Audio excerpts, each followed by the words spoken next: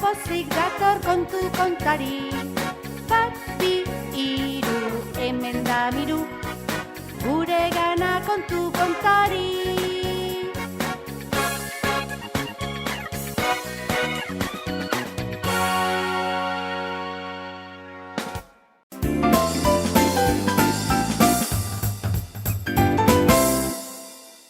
Ipuina puskatu zuen aurra. Udaberriarekin batera, ipuin kontalaria izeneko pertsonaia iritsi zen herrira. Udaberri guztietan etortzen zen urtero. Herriz herri ibiltzen zen, istorio ikaragarriak kontatzen. Esaten zutenez, 1000 ipuin baina gehiago zekizkien. Batzuk asmatutakoak, eta beste batzuk arbasoengandik jasotakoak. Gainera, esaten zuten askotan bapatean asmatzen zituela. Hitz batzuk esan eta gero horri jarraiki ipuinak asmatzen zituela. Adibidez, bazen behin 2 katakume adoptatu zituen Otsoa Amaren istorioa. Agian norbaitek esan zion inguruan horrelakorik gertatu zela, eta berak hortik istorio amaigabe bat asmatzen zuen. Ipuin kontalaria herriko plazan zegoen harri zapal eta borobil baten gainean esertzen zen, eta segituan inguruko haurrak baita gurasoak ere inguruan esertzen ziren adi-adi, erne bere istorioak entzuteko. Jendea denbora askorekin joaten zen aurretik toki ona harrapatzera. Herrian bazen mutiko bizkor xamar bat eta bere anai txikiak eskutik hartuta ipuin kontalaria zegoen lekuraino joan zen. Baina iritsi zirenean toki guztiak hartuta zeuden, ez zegoen lekurik. Orduan, mutiko bizkorra jendea bultzaka eta bultzaka ipuin kontalaria zegoen tokiraino iritsi nahi zuen. Jendeak porrustaka egiten zion, nora zoaz ez bultza! Baina mutiko bizkorrak jaramonik ez. Azkenean nahiko aurrean eseri zenean, pixka bat aurrera xego beste mutiko bat zegoen, eta ez zion ondo ikusten uzten, eta orduan indarra handiarekin bultza egin zuen. 2 mutikoak erdiburrukan hasi, eta azkenean jendeak herrieta egin zien. Eta herrietarekin batera, ipuin kontalaria zegoen tokitik bota egin zituzten. Mutiko bizkorraren anai txikiek ezagutzen zuten bai ongi nola zen bere anaia, eta eskutik hartu eta etxeruntz abiatu ziren, purrustaka. Hurrengo egunean mutiko bizkorra berriz ere ipuin kontalariarengana itzuli zen, berak ipuina entzun nahi zuelako. Eta jendeak ipuin kontalariaren ipuina entzuten zegoen, baina begi bat mutiko bizkorraren gainean zuten. Eta ikusi zutenean gerturatzen ari zela, keinu egiten zien kontu zibiltzeko, isilik egoteko. Baina mutiko bizkorra atzekaldetik ipuin kontalariarengana gerturatu eta hantxe zeukan liburu potolo bat hartu zuen. Liburu horretan ipuin kontalariak kontatzen zituen ipuin guztiak zeuden. Pertsonaia guztiak hortxe bizi ziren. Bai dragoi indartsuak, baita printze ausartak eta mamu izugarriak ere. Denak hortxe bizi ziren. Mutiko azkarrak liburua ireki eta banan horri guztiak puskatzen hasi zen, denak puskatu zituen, eta ipuin kontalaria, ez, mesedez, ez, oiukatu arren, mutiko bizkorrak.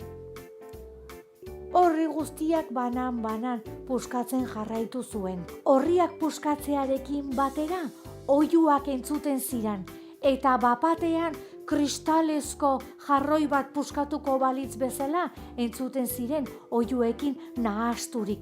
Ipuin kontalaria ipuinetako pertsonai gabe geratu zen, eta horregaitik herrialdetik urrun joan behar izan zuten. Herriko jendea oso triste geratu zen, ipuinik gabe geratu ziren. Mutiko bizkorra lasai etxera joan zen, baina etxera iritsi zirenean, hantxe zeuden, bai bere aita, baita bere ama ere, oso azarre, eta herrieta galanta egin zieten biek. Zer uste zuen ba? Aitak esan zion, bere bi eskuekin konpondu beharko zuela ipuina. Eta mutiko bizkorrak arro ezetz esan zion. Gauean, ohean sartu zenean mutiko bizkorra, begiak itxita zituenean, bapatean ahots batzuk entzuten zituen. Zer dira ahots horiek? Puskatu zuen liburuan bizi ziren pertsonaiak ziren. Dragoi indartsuak esaten zion, konpondu zak ipuina, bestela ezingo dugu ipuinetan berriro agertu. Eta mutiko bizkorrak esaten zion, utzi bakean! Eta buelta ematen zuen berriro lo egiteko asmotan. Baina begiak itxita zituelarik, berriro entzuten ziren beste ahots batzuk. Eta oraingoan, mamua zen, mamu izugarri bat, baina izutzen ez zuena. Konpondu ipuina, bestela ezin dut gehiago ipuinetan azaldu. Utzi bakean, esan zion mutikoak, eta beste buelta bat hartu eta lo egin zuen. Urrengo gaua, luzeagoa izan zen, ez zioten lorik egiten utzi. Hantxe hasi ziren agertzen, printzesa ausarta, errotari magikoa, pertsonai pila bat, ipuinetan agertzen ziren pertsonai guztiak. Eta honela pasa zituen, 7 egunak, denak lorik egin gabe. Azkenean mutikoak honelako begiztulo handiekin lorik egin ezintzuelako, esan zien, ados, konponduko dut ipuina. Eta goizean jaiki zenean, honelaxe egin zuen. Mutiko bizkorraren aitak bazuen tailertxo txiki bat, eta bertan zituen erraminta pilo bat, eta bere laguntzarekin puskatutako ipuina osatzen hasi zen. Orriak banan elkarrekin lotu, denak jarraian jarri, hemendikan itxatxi eta gero inguratzen zuten estalkia jarri zion bai goran eta bai beran. Urrengo udaberrian, ipuin kontalaria berriro herrira itzuli zen. Urte guztian zehar izan zuen aukera ipuin berriak asmatzeko. Eta orain berak ere liburu bat zeukan, baina pixka bat meheagoa. Hantxe idatzi zituen ipuinetako pertsonei batzuen bizitzak. Beti bezala, ipuin kontalaria herriko plazan zegoen harri zapal eta borobiltxoan eseri zen. Eta herriko jendea oso pozik jarri zen, hantxe hasi ziren etortzen denak goxo-goxo, aurrak, gurasoak, denak goxo-goxo eseri ziren ipuin kontalariaren ipuin berriak entzuteko asmotan. Baina gure mutiko bizkorra ere etorri zen, eta jendea beldurtuta begiratu zion. Mesedez, etzazu berriro ere, ipuin kontalariaren ipuina puskatu, ipuinik gabe geratuko gara eta. Mutiko bizkorrak ez zuen ezer esan, eta tokirik ez zegoenez, zuhaitz baten gainera igo zen. Handik entzun zuen, inoiz entzundako ipuinik ederrena. Urrengo egunean, inor baino lehenago, mutiko bizkorra herriko plazara gerturatu zen. Oraindik ez zen inor etorri, ez da ipuin kontalaria ere. eta bera hantxe eseri zen, erdi-erdian, zai. Eta pixkanaka denak gerturatu zirenean, baita ipuin kontalaria ere, bere maletatxoatik konpondutako ipuinen liburua eman zion. Ipuin kontalaria pozik jarri zen, ikusi zuen orriak zabaldu zituenean, hantxe zeudela denak, hantxe zeuden bere pertsonai guztiak, dragoi indartsua, printzesa, ausarta, errotari magikoa, denak hantxe zeuden.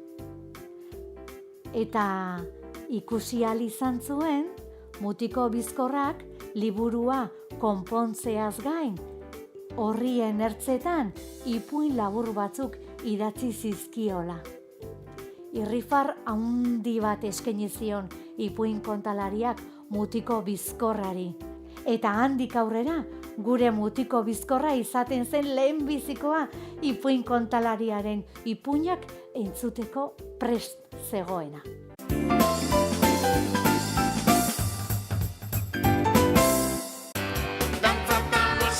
Badator txoro txaranga eta di iporruren Euskal Herriko bira. Zure herrira joatea nahi duzu? Jartzaitez harremanetan kiliklon.comen. Dantza eta musika gustoko badituzu, etzazu aukera hau galdu. kiliklon.com.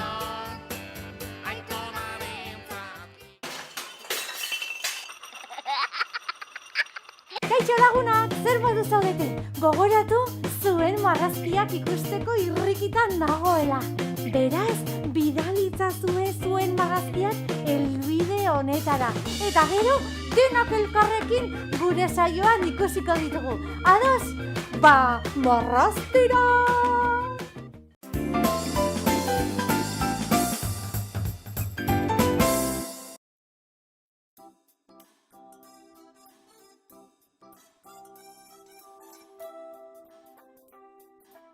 Zapaltzen nauzu, baina ez naiz kexatzen.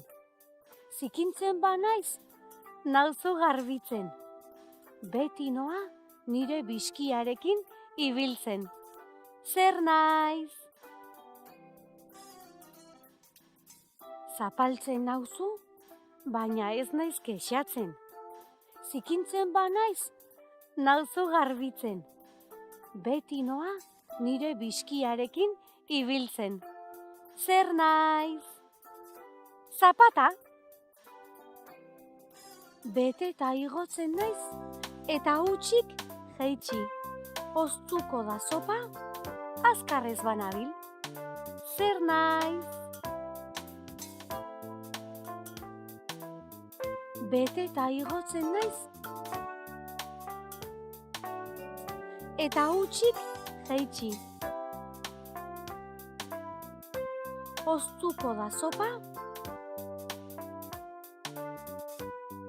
azkarrez banabil. Zer naiz? Goiarea? Bururik ez, eta hankarik ez. Jantzita nago kolorez, beteta nago haizez. Zulatzen banauzu, pum! Egiten dut. Zer naiz? Bururik ez, eta hankarik ez. Jantzita nago kolorez, beteta nago haizez. Zulatzen banauzu, pum! Egiten dut. Zer naiz? Puxika! Balio du jateko. Balio du ukitzeko. Balio du txalo egiteko. Eta balio du ere agur esateko. Zer da? Balio du jateko. Balio du ukitzeko. balio du txalo egiteko. Eta balio du ere agur esateko. Zer da? Eskua. Fruta gozo-gozoa naiz. Txiki-txikia eta gorria. Pilotik bat hartu eta denek irten nahi dute. Zer naiz? Fruta gozo-gozoa naiz.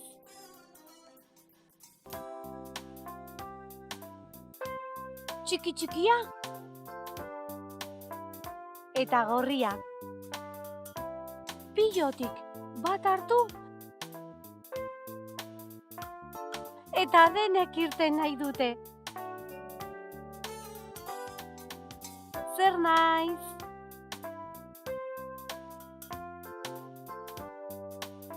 Gerezia.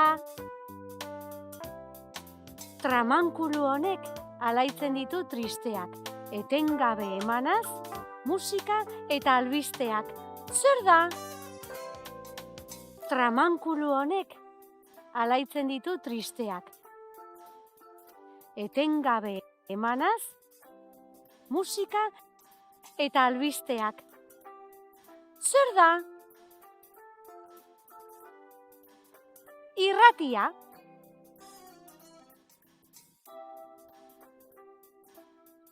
Goitik behera, zirt edo zart. Egan egiten dut, segundu batean. Haizeari egiten diot, zizta, eta deitzen didate. Goitik behera, zirt edo zart. Egan egiten dut, segundu batean. Haizeari egiten diot, zizta, eta deitzen didate, tximista!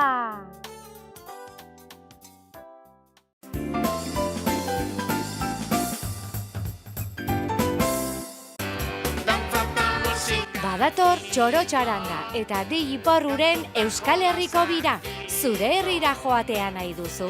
Jartzaitez harremanetan kiliklon.comen. Dantza eta musika gustoko badituzu, etzazu aukera hau galdu.